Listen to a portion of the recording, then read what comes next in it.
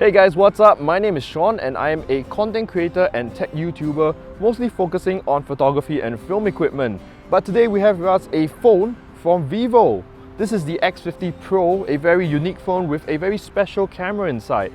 Now this camera has a mechanical gimbal inside, giving you that ultra stable shot, and with that comes with a lot of other features as well in this phone.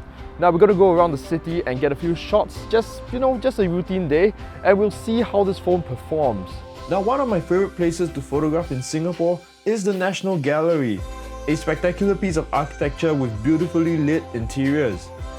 But before we head in, here's a quick test on the streets comparing the default video mode against the ultra stabilized mode.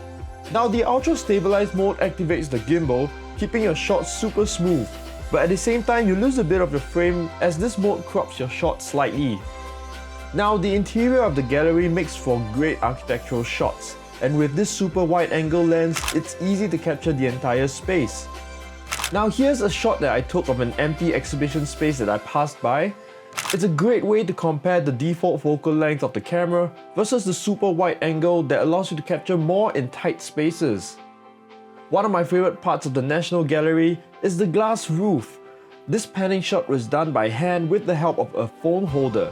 And of course, I shot this using the ultra stable mode, activating the phone's gimbal, giving that smooth motion at the start and at the end of the video clip. The next stop was the roof of the gallery. Now here we can truly test the wide focal range of this phone camera. This shot was taken with the ultra wide angle lens, ×2, ×5, and finally ×60, the maximum zoom of the camera.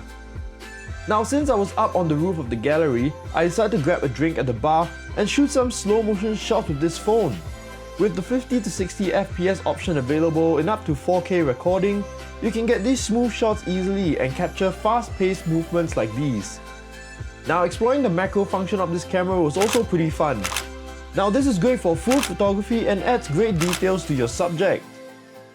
Another great thing about phone cameras is that it works in all environments and it's always with you in your pocket.